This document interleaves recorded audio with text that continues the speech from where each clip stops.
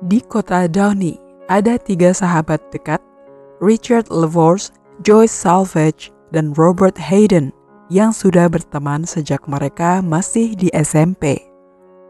Selama masa perang, ketika mereka tumbuh dewasa, industri pesawat terbang berkembang pesat di kota mereka dan memiliki dampak besar pada kehidupan mereka. Setelah memasuki periode pasca perang, mereka bertiga sudah menginjak sekolah menengah atas, dan keterlibatan kuat industri pesawat terbang di kota mereka bahkan mendorong pendirian klub penerbangan di Downey High School, di mana Joyce dan Robert menjadi anggota. Karena pengaruh lingkungan yang dikelilingi oleh insinyur dan pekerja pesawat terbang, mungkin juga telah memberi minat besar Richard dalam ilmu pengetahuan. Dengan IQ yang tinggi, diperkirakan mencapai 150, dia bercita-cita untuk mengejar studi fisika di perguruan tinggi. Meskipun Richard memiliki ambisi akademis yang besar, ada satu hal lain yang dia impikan, itu adalah Joyce. Dia telah mencintainya sejak mereka berdua masih di kelas 6 SD, dan dia berharap suatu hari mereka akan menikah.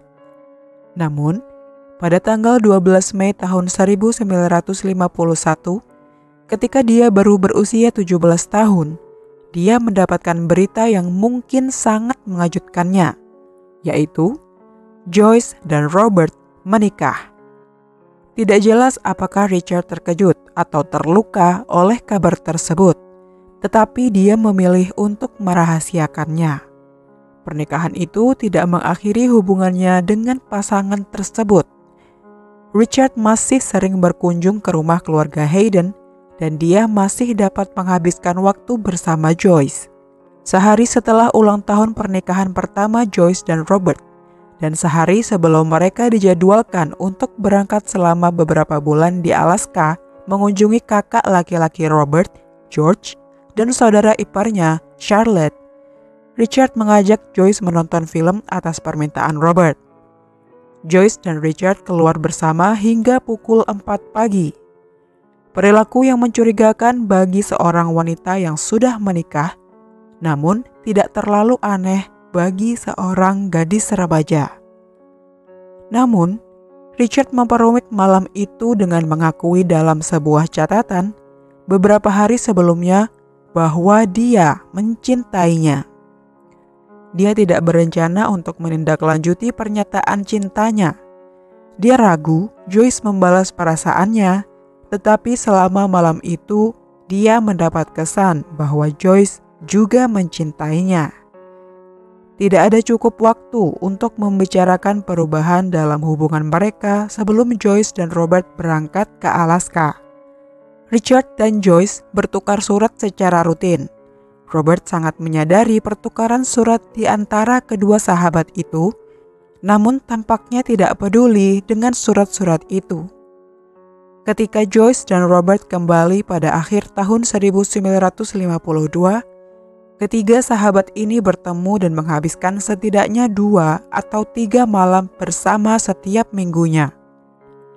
Karena ketiganya sangat mengenal satu sama lain, baik Joyce maupun Robert menyadari bahwa Richard tampak terganggu dan tampak tertekan. Tetapi karena dia tidak menceritakan alasan kemurungannya kepada mereka berdua, mereka hanya bisa berdiam diri. Seminggu setelah Natal, tahun 1952, Richard mengundang Joyce dan Robert ke kampus Caltech, tempat dia mengambil jurusan fisika untuk berkunjung. Saat berada di sana, dia menyarankan mereka untuk minum kopi di kedai minuman terdekat. Robert tidak bisa menghabiskan minumannya. Dia menjadi sakit parah dan muntah-muntah. Pulih dengan cepat, ia melanjutkan studi kependetaannya di Whittier College. Pada akhir Januari, dalam salah satu kunjungannya, Joyce mendapati Richard sedang melihat isi lemari es temannya itu, dan dia tampak terkejut saat Joyce menegurnya. Joyce tidak tahu dan tidak curiga dengan apa yang sedang dilakukan Richard. Richard sering mengunjungi Joyce dan Robert sehingga tidak mengherankan jika ia menemukannya sedang mencari-cari makanan ringan di dalam kulkas. Insiden di kulkas itu menjadi lebih tidak menyenangkan ketika Joyce dan Robert menyadari adanya rasa yang aneh pada air dan susu mereka. Kemudian mereka teringat betapa sakitnya Robert setelah dia dan Joyce mengunjungi Richard di Caltech. Mereka tidak ingin berpikir yang terburuk tentang Richard, tetapi situasi menjadi semakin sulit untuk tidak mencurigai sahabatnya itu. Joyce dan Robert pergi ke kantor Sheriff LA County dan menceritakan kecurigaan mereka pada para deputi. Mereka membawa sebotol susu yang mereka curigai telah tercemar sesuatu. Benar saja, pemeriksaan terhadap isinya membuktikan bahwa seseorang telah mencoba untuk mencampur susu itu dengan sesuatu. Pada tanggal 6 Februari tahun 1953, Sersan Burt Wood dan Detektif A.S. Martin meminta pasangan itu keluar pada malam hari dan kemudian menunggu dalam kegelapan di luar rumah mereka untuk melihat apakah Richard akan muncul. Ternyata dia muncul. Joyce dan Robert secara rutin membiarkan pintu rumah mereka tidak terkunci. Kedua polisi itu memperhatikan Richard masuk dan kemudian menunggunya keluar. Sersan Wood dan Detektif Martin menghentikannya saat dia keluar dan menemukan 2 botol setengah liter arsenik trioksida di tangannya. Racun yang cukup, kata salah satu penyelidik, untuk membunuh satu kota. Richard pun diinterogasi dan mengaku bahwa dia telah memasukkan sebagian arsenik ke dalam botol air di lemari es. Ketika ditanya apakah dia mencoba membunuh Joyce dan Robert, Richard menjawab tidak. Dia tahu bahwa hanya Robert yang meminum air dari botol tersebut. Dia juga mengakui meracuni minuman ringan Robert di Caltech dan mengatakan bahwa dia mencoba setidaknya 5 kali selama beberapa minggu untuk membunuh Robert. Mengapa dia mencoba meracuni temannya? Dia berkata, "Aku menginginkan Joy sebagai istriku dan aku merasa jika rencana untuk meracuni Bob berhasil, aku akan memiliki kesempatan bersamanya." Dia melanjutkan, "Aku tidak pernah berkencan dengan gadis lain. Dia satu-satunya yang kucintai." Richard mengatakan bahwa dia memilih racun untuk membunuh Robert karena kemudahannya. Dia bisa mendapatkan racun tersebut di sekolah. Dia mengakui bahwa hal itu bisa saja dilakukan dengan cara yang lebih sempurna. Tetapi aku sampai pada titik di mana aku harus melakukan sesuatu. Apa yang membuat Richard yakin jika dia memiliki kesempatan untuk memiliki Joyce? Menurutnya, dia telah mengunjungi Joyce berkali-kali di rumahnya ketika Robert sedang pergi. Dia mengatakan kepada para penyelidik bahwa dia dan Joyce telah melakukan perjalanan jauh dengan mobil dan berjalan-jalan. Selama mereka bersama, Richard mengatakan bahwa dia dan Joyce berbicara banyak tentang cinta dan pernikahan.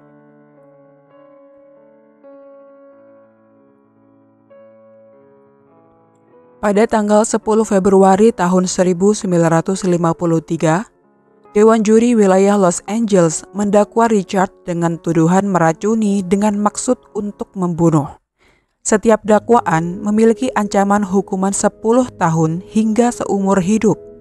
Joyce dan Robert mengatakan kepada wartawan bahwa mereka tidak menaruh dendam kepada mantan teman mereka. Mereka merasa kasihan padanya. Psikiater Dr. Frederick J. Hacker dan Dr. John A. Mitchell memeriksa Richard. Kedua dokter tersebut mengatakan bahwa mereka menemukan indikasi gangguan berpikir yang mengarah ke skizofrenia. Menurut Aliansi Nasional untuk Penyakit Mental, skizofrenia dapat terjadi pada usia berapapun. Rata-rata usia onsetnya adalah pada akhir remaja hingga awal 20-an untuk pria. Apakah Richard menderita skizofrenia? Para dokter tidak memberikan diagnosis yang pasti dan terlepas dari kekhawatiran mereka menyatakan bahwa Richard masih waras pada saat melakukan aksinya dan cukup waras untuk diadili. Pada saat persidangannya dimulai pada akhir April tahun 1953, Richard mengklaim bahwa dia dan Joyce berselingkuh. Bahkan, dia berpikir bahwa anak yang dikandung Joyce memiliki kemungkinan 80% adalah anaknya dan bukan Robert. Pada tahun 1953, ketika tes DNA masih beberapa dekade di masa depan, tes darah dapat menentukan seseorang sebagai ayah atau ibu, tapi hanya itu. Tidak ada tes yang pasti untuk mengetahui siapa ayahnya. Joyce dengan keras menyangkal bahwa ia terlibat memiliki hubungan yang lebih dalam dengan Richard. Namun, muncul rumor bahwa Richard menyimpan lebih dari selusin surat cinta yang ditulis kepadanya oleh Joyce ketika dia dan Robert berada di Alaska. Jika surat-surat cinta itu ada, mereka dapat membalikkan kasus ini.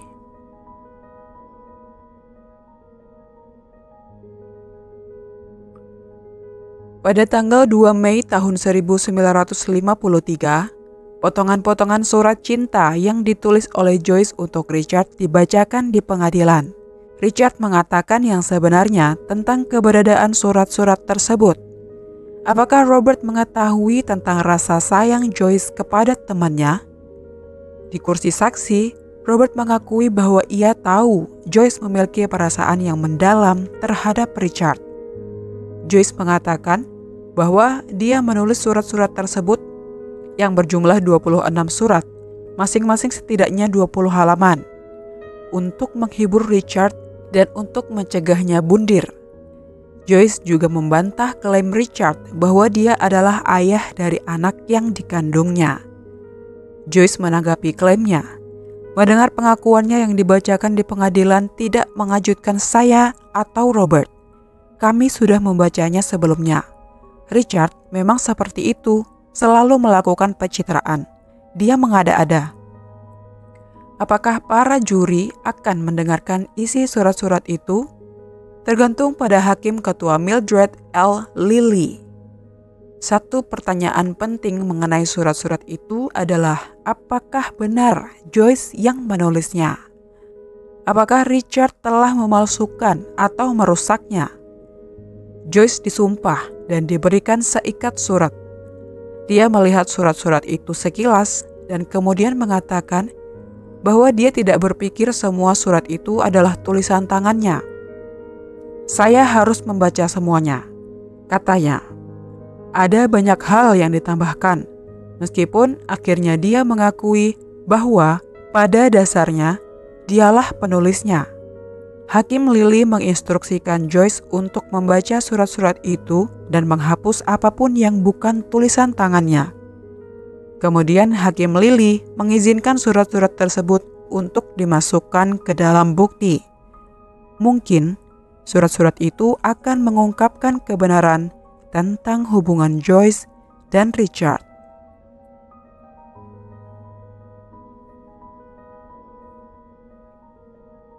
Isi surat yang dikirim pada tanggal 3 Juni tahun 1952, Joyce memberitahu pada Richard bahwa dia menerima 2 surat yang tertunda karena badai. Dia menjelaskan bahwa dia pergi sendirian untuk membacanya di taman. Karena saat itu dia bisa benar-benar sendirian dan bahagia. Joyce juga menyatakan bahwa dia sangat tertarik pada semua yang Richard tulis dan lakukan. Dan dia ingin agar Richard terus menulis seperti biasa, menceritakan apapun yang ada dalam pikiran atau perasaannya. Joyce meminta Richard untuk meluangkan waktu untuk menulis surat panjang yang menjelaskan bagaimana dia merencanakan hidupnya sejak kecil. Dia merasa bahwa saat itu adalah waktu yang tepat untuk berbicara tentang hal-hal yang penting. Lalu, isi surat yang dikirim pada tanggal 6 Juni, Joyce menyatakan bahwa dia tidak ingin menyia-nyiakan waktu yang mereka habiskan bersama.